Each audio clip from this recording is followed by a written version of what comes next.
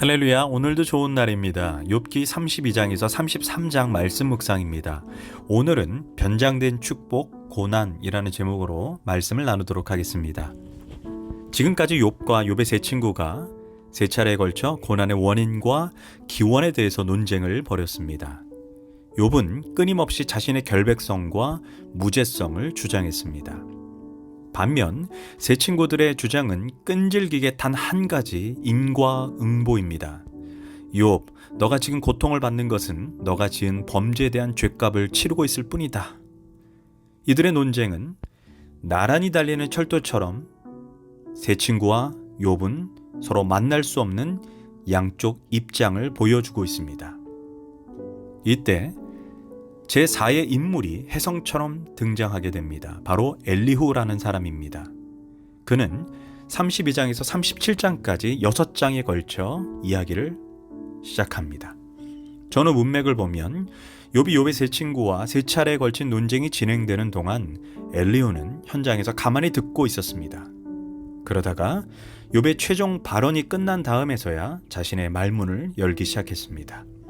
2절과 3절을 보면 욥이 이렇게 자기가 옳다고 주장하면서 모든 잘못을 하나님께 돌림으로 옆에 서서 듣기만 하던 엘리후라는 사람은 듣다 못하여 분을 더 이상 참지 못하고 화를 냈다. 엘리후는 또 욥의 세 친구에게도 화를 냈다.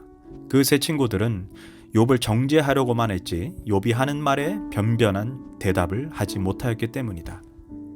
즉 엘리바스는 욥도 틀리고 욥의 세 친구도 틀렸다라고 말하면서 자신의 입장과 논지를 말합니다. 중요한 것은 나중에 엘리후는 욥의 세 친구들과는 달리 욥기의 마지막 42장에서 하나님으로부터 책망을 받지 않았다는 것입니다. 그리고 욥도 지금까지 세 친구들의 말에는 철저하게 따지고 변론을 했지만 이 마지막 친구인 엘리후에게는 어떤 변론도 하지 않고 침묵하고 있다는 것입니다. 성경신학자들의 말에 의하면 욥은 엘리후에게 깊은 감동을 받았기 때문이라고 말합니다. 그래서 신학자들은 엘리후의 역할이 마치 세례 요한의 역할과 비슷하다라고 증언합니다. 요한이 어떤 일을 했습니까?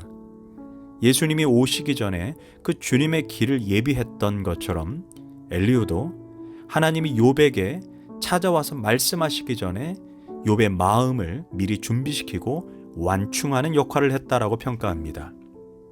사실 욥이 자신의 결백과 억울함을 계속해서 주장했습니다. 어쩌면 하나님을 당장 만난다면 흥분된 마음을 가라앉히지 못하고 따질 수도 있습니다.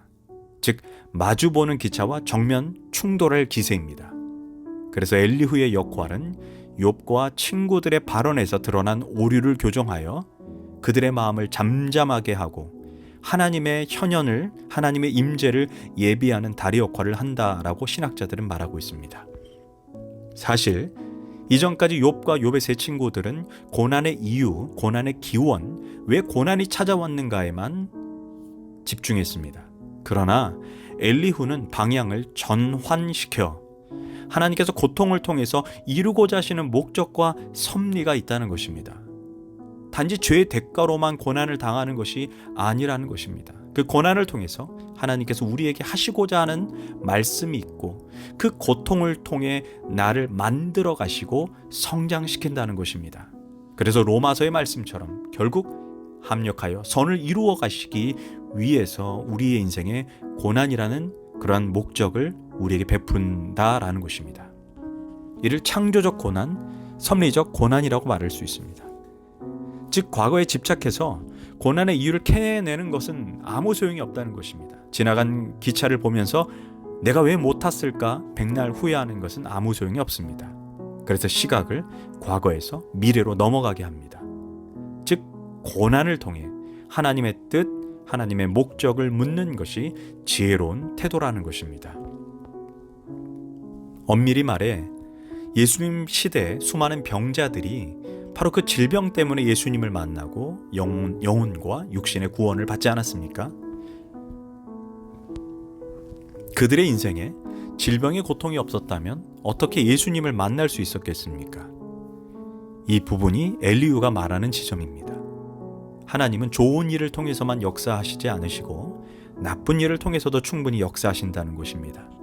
사실 화가가 그림을 그릴 때 나는 밝은 색을 좋아한다고 해서 밝은 색으로만 그림을 그린다면 그림이 완성된 후에 아마 형편없는 그림이나 괴물 같은 그림이 될 것입니다.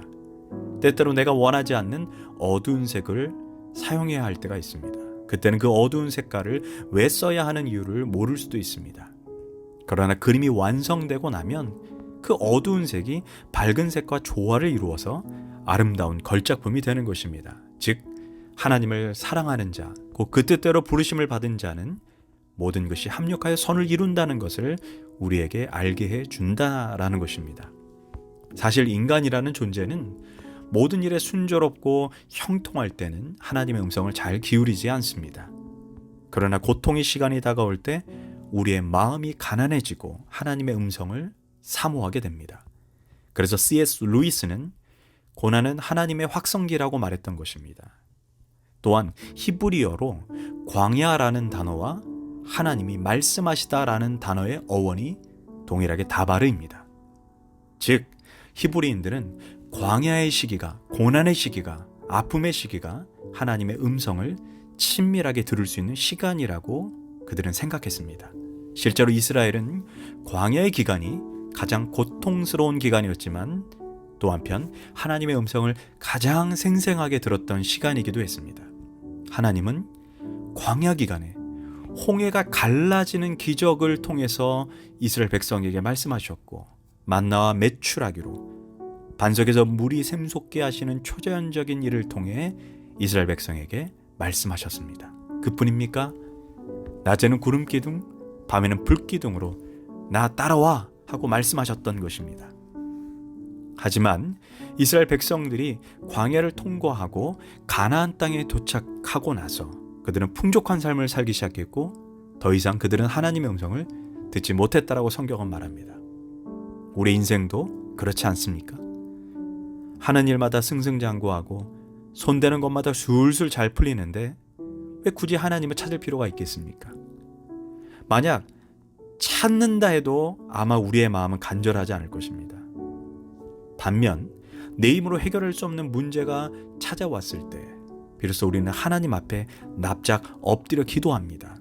그래서 지금 광야의 길을 걷고 계신 분들이 있다면 낙심하지 마시고 하나님의 목적, 하나님의 섭리가 무엇인지 묻고 기도해야 된다는 것입니다. 너무 과거를 집착하지 마십시오. 왜 내게 이러한 어려움이 다가왔는가 질문하기 전에 이 고난을 통해 하나님께서 내 인생에 어떤 변장된 축복을 계획하고 계신 것인가를 한번 질문해 보아야 된다라는 것입니다. 그때 우리도 시편 기자의 고백을 하게 될 것입니다. 고난당하는 것이 내게 유익이라. 이로 인하여 내가 주의 율례를 배우게 되었나이다. 또한 바울도 이렇게 고백합니다.